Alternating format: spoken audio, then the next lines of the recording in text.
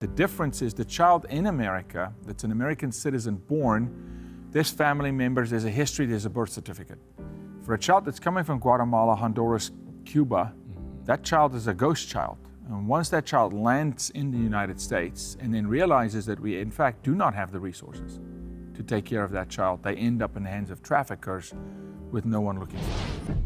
A lot of people talk about reaching out to help those in need. Others step up and do something about it. And we found just such a person who is saving young women from society's evil prey.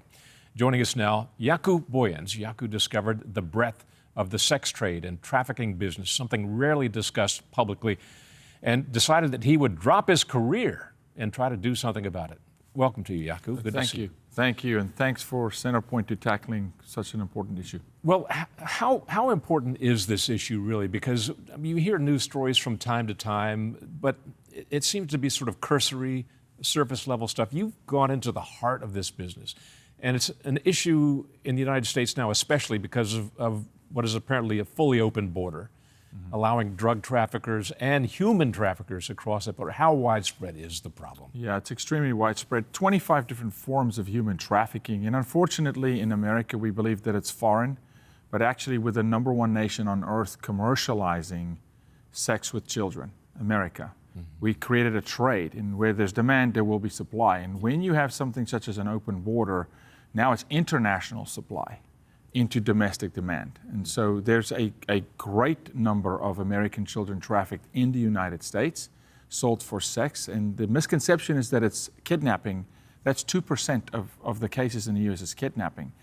Children are today indoctrinated over social media platforms. They're lured by predators. They're coerced by predators. They self-implicate by sharing nude images of themselves in force, fraud, coercion. But if we talk about the border specifically, we now have a situation where there's an influx, an inflow into the United States that is completely uncontrolled. And the difference is the child in America, that's an American citizen born, there's family members, there's a history, there's a birth certificate.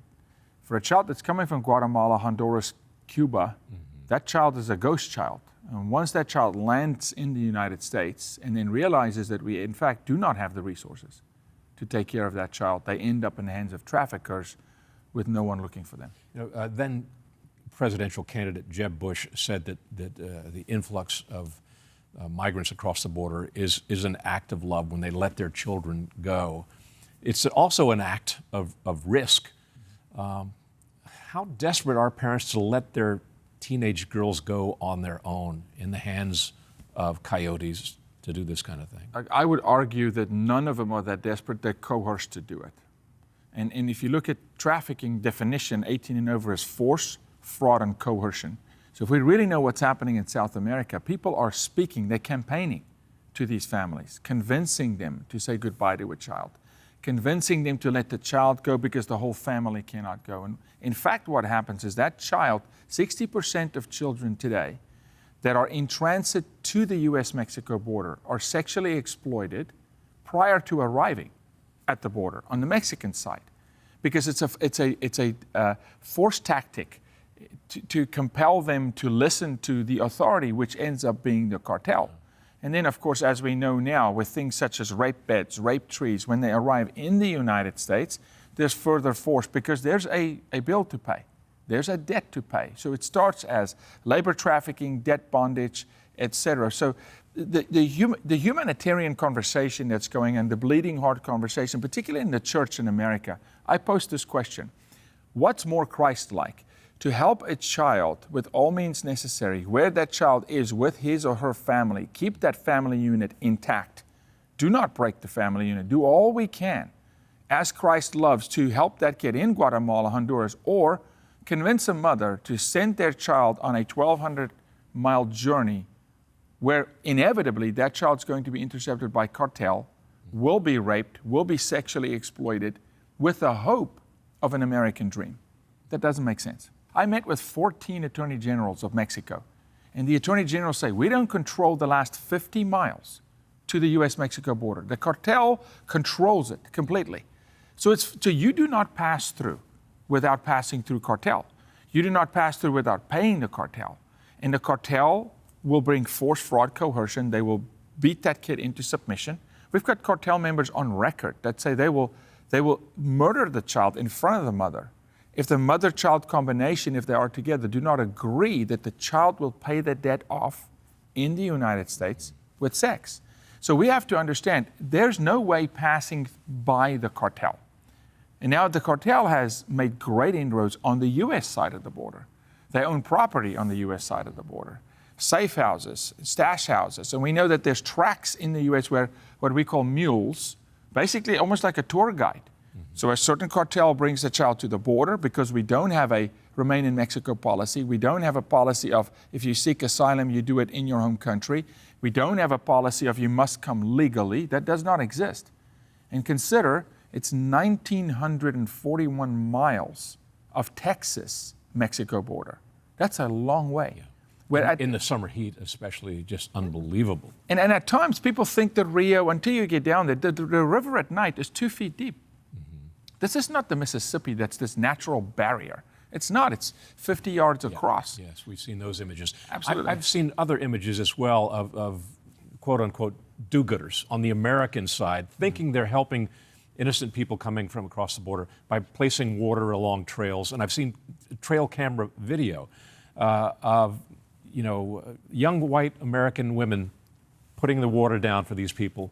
But in fact, what they're doing is rewarding the cartels because it's not the innocent who are coming, it's the cartel members with backpacks chock full of fentanyl and young women. Yeah, absolutely. And they're using children to traffic fentanyl. You're talking about what we call water lines through Texas, and they normally follow the wind turbines on the way to San Antonio, but it's a 300-mile journey. There's bodies and Americans who listen to mainstream media, who think the right thing to do is to go, for instance, sit down water.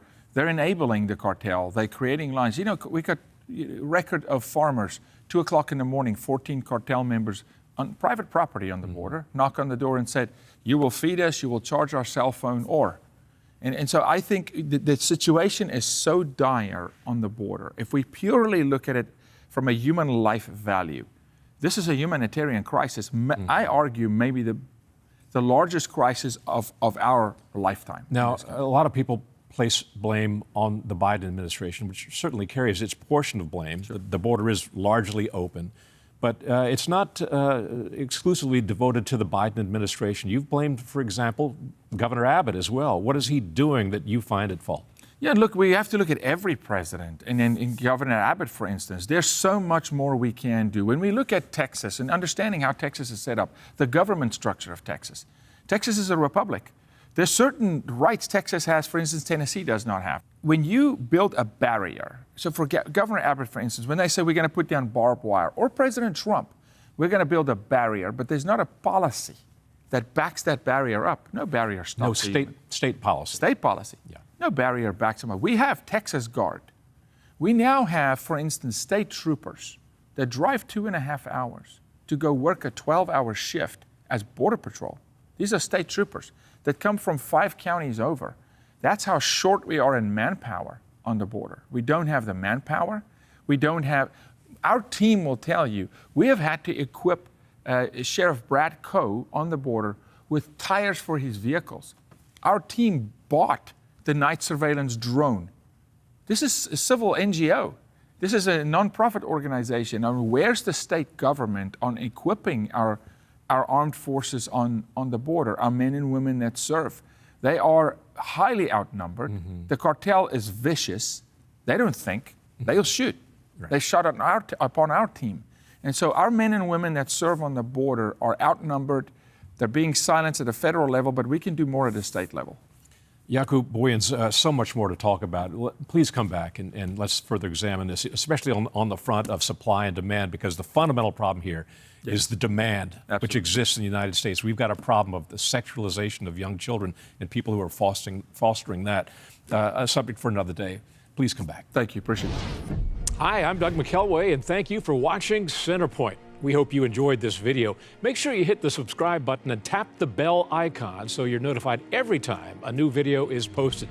Leave a comment below and keep the conversation going by sharing this video with a friend who needs to see it. Thanks for watching. We'll see you back here tomorrow.